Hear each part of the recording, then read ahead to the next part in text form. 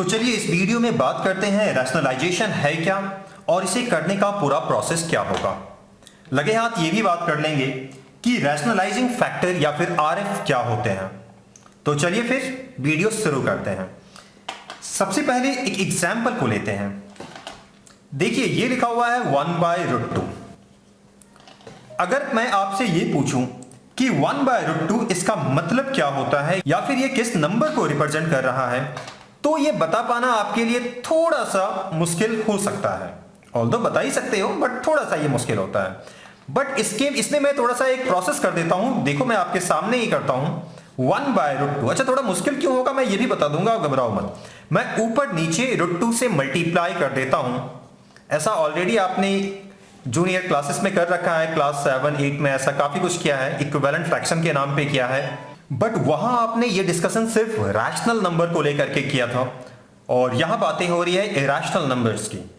तो ये नहीं हो, चलिए कंटिन्यू करते हैं। अब बताओ इसको क्या लिख सकते हो आप। ऊपर 1 × √2 इज इक्वल टू √2 और नीचे यू नो ना कि √2 को जब 2 बार मल्टीप्लाई करोगे तो ये स्क्वायर रूट जो है ये हट जाएंगे और अल्टीमेटली ये रिजल्ट आपको देगा 2। अब ये दोनों देखो, देखने में हो सकता कई बार आपको यही अजीब लगे बट सेंस को समझने की कोशिश करो। 1/√2 ये किस नंबर को रिप्रेजेंट कर रहा है। अगर मैं डेसिमल में इसका वैल्यू बता भी दूं, ऑलरेडी आप जानते हो 1.414, तो 1 को डिवाइड करो 1.414 से, ये वैल्यू एग्जैक्टली आपको कितना देगा ये बता पाना कहीं ना कहीं थोड़ा मुश्किल है, या इसको महसूस करना थोड़ा मुश्किल है, क्योंकि हम आमतौर पे ऐसे डिवाइड कम ही करते हैं, बल्कि करते ही नहीं है। ठीक है, 1 को इससे कैसे डिवाइड करोगे, मुश्किल है ना। हाँ ये ऊपर होता ये नीचे होता तो कहीं ना कहीं इसके तुलना में वो ज्यादा आसान होता, राइट। यहां अगर मैं √2 की वैल्यू आपको बता दूं तो आप खुद देखो, महसूस करने की कोशिश करो। 1.414 डिवाइडेड बाय 2। अब आपको नहीं लगता है कि ये थोड़ा आसान है, क्योंकि 1.41 को 2 से डिवाइड करना भी, इस तरीके से डिवाइड करना ये भी आसान है।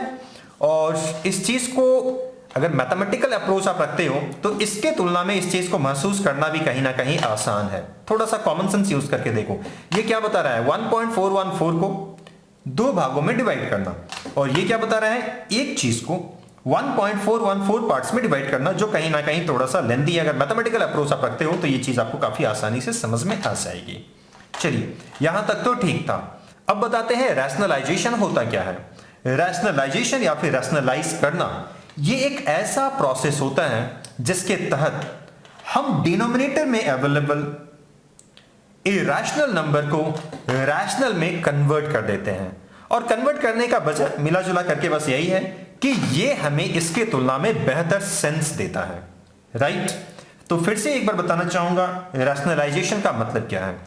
रैशनलाइजेशन पूरा एक ऐसा प्रोसेस है जिसके तहत हम डिनोमिनेटर में जो इरैशनल नंबर होता है उसे हम रैशनल में कन्वर्ट कर देते हैं, राइट। और ऐसा करने के लिए आप देख सकते हो मैंने एक खास नंबर से मल्टीप्लाई किया, और जिस खास नंबर से मैंने मल्टीप्लाई किया उस नंबर को कहते हैं रैशनलाइजिंग फैक्टर या फिर आरएफ। एज फॉर एग्जांपल दूसरा एग्जांपल देते हैं 1/√3। अब बताओ इसको किससे मल्टीप्लाई करोगे, तो ऑब्वियसली आप √3 से मल्टीप्लाई करोगे, तो √3 क्या हो गया, रैशनलाइजिंग फैक्टर हो गया। ठीक है, तो ये क्या हो जाएगा, √3/3 हो जाएगा। अब ऐसा भी नहीं है कि इस नंबर को सिर्फ और सिर्फ आप √3 से मल्टीप्लाई कर सकते थे। अब देखो ना, इसे अगर 2√3 से मल्टीप्लाई कर देते तो भी आपका काम हो जाता। इनफैक्ट 2√3 ही क्यों, ऐसे कई सारे नंबर्स हैं जिससे आप मल्टीप्लाई कर सकते हो। फिलहाल मैंने दूसरा एग्जांपल के तौर पे इसे लिया। तो देखो इसे मल्टीप्लाई करने के बाद कितना हो गया, 3 2 जा 6। इन दोनों को मल्टीप्लाई करके आप देख लो। अगर देखो आप, मैं दिखाई देता हूँ 3 × 2√3। ठीक है, 2 के बदले 2 मैंने लिखा, √3 × √3 3 हो गए, 3 2 जा 6 हो गए। तो यहां एक और चीज नोट कर लेना कि जो आरएफ रैशनलाइजिंग फैक्टर होते हैं ये यूनिक नहीं होता है किसी भी नंबर के लिए। रैशनलाइजिंग फैक्टर अनंत होते हैं, इनफाइनाइट होते हैं, यूनिक नहीं होते हैं, राइट। अब दूसरा एग्जांपल दे रहा हूं आरएफ का। अब आरएफ का और ज्यादा एग्जैक्ट डेफिनेशन भी मैं देता हूं। देखो 2 + √3 है। मेरा सवाल बस इतना है, अभी मैंने ऊपर कुछ नहीं लिखा, ठीक है, अभी मैं जस्ट रैशनलाइज नहीं कर रहा हूं, मैं रैशनलाइजिंग फैक्टर बता रहा हूं क्या होता है। इसकी रैशनलाइजिंग फैक्टर कितनी होगी, इसका मतलब क्या, एक ऐसा नंबर आप बता दो जिससे इसको मल्टीप्लाई करें तो ये रैशनल में कन्वर्ट हो जाए। तो एज यू नो ऐसे बहुत सारे नंबर हो सकते हैं, बट एक एग्जांपल मैं आपके सामने रख रहा हूं। ये देखो, मैं अगर इसको इससे मल्टीप्लाई करूं तो आप देख सकते हो ये पूरा जो रिजल्ट है वो रैशनल आपको देगा। You know a plus B a minus B is equal to a square minus B square, am I right? तो 2 की स्क्वायर 4, 4 माइनस इसकी स्क्वायर 3 होगी, is equal to 1 which is a rational number, right?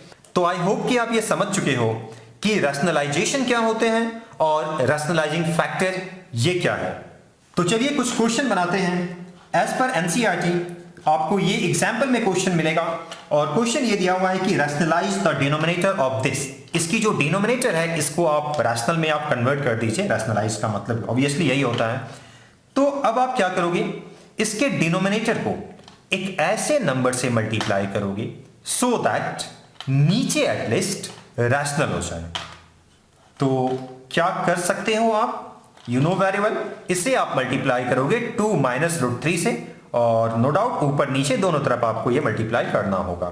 अब multiply करके देख लो, 2 minus root 3 ये ऊपर हो गया और नीचे यू नो अभी हमने करके दिखाया था, तो मैं जल्दी लिख देता हूं इसको, 4 माइनस 3 हो जाएगा and is equal to 2 minus root 3, नीचे 1, 1 लिखो ना लिखो बात बराबर है। तो अल्टीमेटली आपको यही ये रिजल्ट देगा।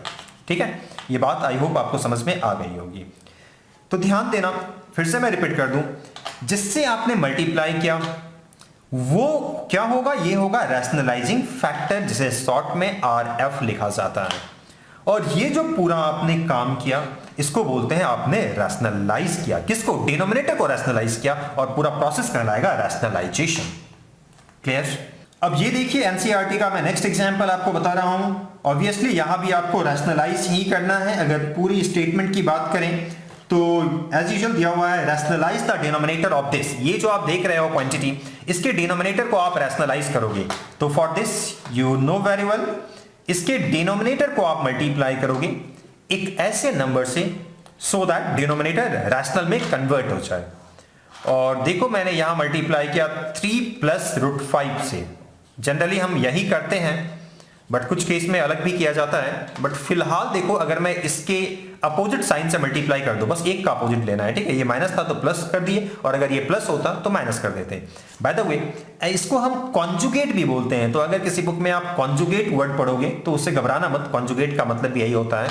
ठीक है, तो चलिए फिलहाल हम इसका नाम दे रहे हैं RF, रैशनलाइजिंग फैक्टर। तो यहां मैंने रैशनलाइजिंग फैक्टर के तौर पे नंबर लिया था रूट 3 प्लस रूट 5, राइट? तो यानी आप सॉल्व करते हैं ना, 5 और ये आपको दे देगा रूट 3 प्लस रूट 5, और नीचे you know very well a square minus B square. तो चलिए ना लिख लेते हैं a square minus B square. ऊपर एज यूजुअल फिलहाल लिखना होगा हमें, and you know very well root 3 की स्क्वायर 3 माइनस रूट 5 की स्क्वायर कितनी हो जाएगी? ऑब्वियसली 5 हो जाएगी। और आप इन दोनों को जब सब्ट्रैक्ट करोगे तो इट विल गिव यू -2। तो -5/2 को अलग से लिख लेते हैं, और इसे हम थोड़ा सा ब्रैकेट में लिख लें तो ये बेहतर आपको लुक देगा। या किसी भी तरीके से लिखो, इससे कोई दिक्कत वाली बात नहीं है। माइनस आप नीचे ऑब्वियसली लिख ही सकते हो। तो फिर से बताना चाहूंगा, इस क्वेश्चन में नीचे जो डिनोमिनेटर है उसको रैशनल में कन्वर्ट करने के लिए मैंने रैशनलाइजिंग फैक्टर के तौर पे नंबर लिया था, इसे रूट 3 प्लस रूट 5 को। ये पूरा प्रोसेस कहलाएगा रैशनलाइजेशन, और रैशनलाइज करने के बाद हमें जो नंबर मिला वो ये मिला, राइट? चलिए एक और क्वेश्चन समझाता हूं। 1/7 प्लस 3 रूट 2। मुझे बताओ इसे किससे मल्टीप्लाई करोगे आप? ऑब्वियसली 7 माइनस 3 रूट 2 से मल्टीप्लाई करोगे। तो न्यूमरेटर और डिनोमिनेटर दोनों को मल्टीप्लाई आपको करना होगा। ये तो कुछ इक्विवेलेंट फ्रैक्शन जैसा ही है। तो बताइए ऊपर कितना रह जाएगा? ये 7 minus 3 root 2 and denominator you know a square minus B square. पिछले 2 क्वेश्चंस में मैंने यही काम की थी। तो a square minus B square, now tell me the value of a square, that is 7 square which is 49 minus B square you know 3। देखो मैं यहां करके दिखा देता हूं, इसकी वैल्यू 18 होगी ऐसे, बट मैं करके दिखा देता हूं। 3 रूट 2 इसकी स्क्वायर कितनी होगी? 3 की स्क्वायर 9, और 2 की स्क्वायर रूट 2 की स्क्वायर 2 होगी, 9 2 18, तो ये 18 लिखोगे। अब बस करना कुछ नहीं है, नीचे बस माइनस आप कर लो, और माइनस करोगे तो ये कितना देगा? 31। तो नीचे 31 लिखो, या फिर इसको ऐसे भी लिखा जा सकता है 7 माइनस 3 रूट 3, कोई प्रॉब्लम नहीं है। 3 रूट 3 नहीं, 3 रूट 2 जो भी है वो लिखोगे आप, ठीक है? तो चलिए काम हो गया, that's all about this question. अब एक और क्वेश्चन बनाते हैं, लेकिन ये क्वेश्चन थोड़ा सा टेक्निकल लेते हैं। चलिए इस क्वेश्चन को लेते हैं। देखिए इस क्वेश्चन को थोड़ा सा इसको अलग बनाते हैं। 3 प्लस रूट 2 लिखते हैं और नीचे 3 माइनस रूट 2, कोई प्रॉब्लम वाली बात नहीं है, बिल्कुल ऐसा लिख सकते हैं। And is equal to a plus B root 2 लिखा हुआ है।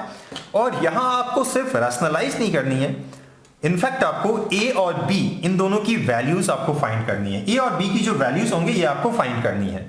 तो ये कैसे फाइंड करोगे, पूरा प्रोसेस आप देख लो। सबसे पहले ये जो लेफ्ट हैंड साइड में है, ऑब्वियसली इसे रैशनलाइज ही करना होगा, तो कर लेते हैं।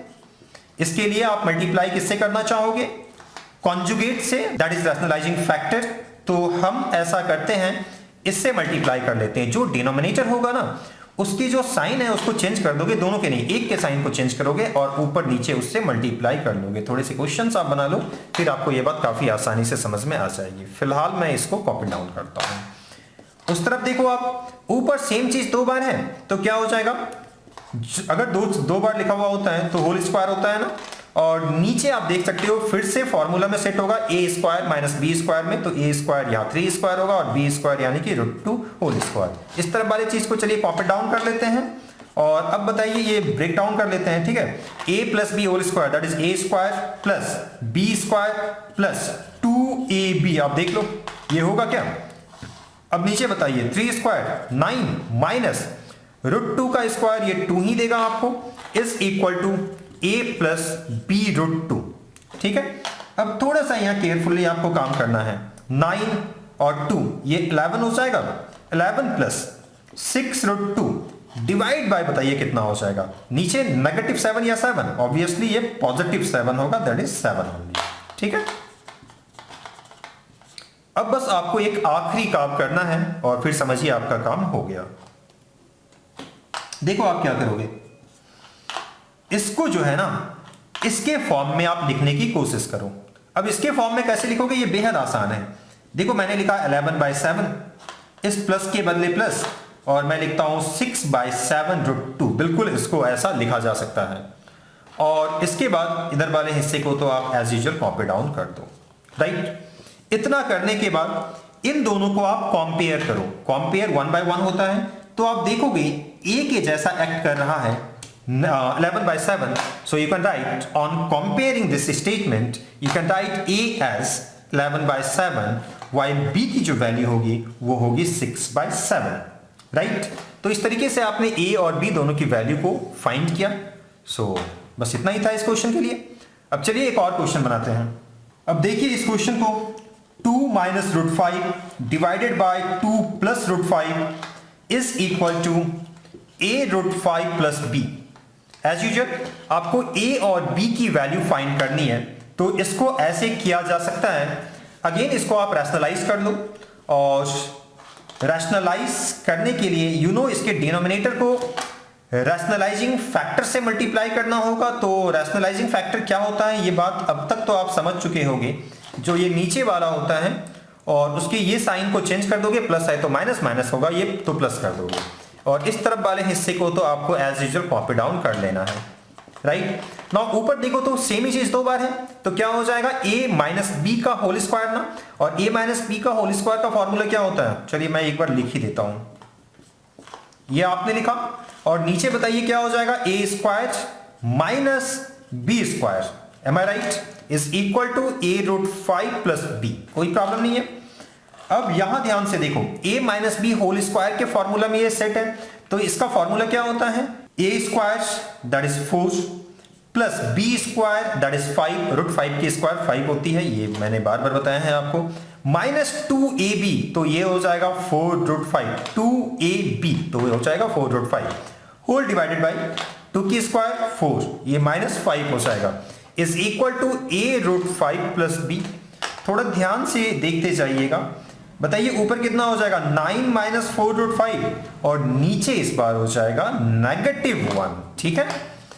और ध्यान अब ये रखना है आपको कि -1 नीचे लिखो या इसको 1 को नेगेटिव को आप ऊपर ले आओ, तो देखो इसको इसके फॉर्म में एडजस्ट करना है, तो क्या हो जाएगा देखो तो -9, और ये पॉजिटिव हो जाएगा, -1 से जब मल्टीप्लाई करोगे तो 4 रूट 5। आप चेक कर सकते हो इसको, बहुत तरीके से इसको समझ सकते हो, तो जैसे भी हो आपको ये काम करना है।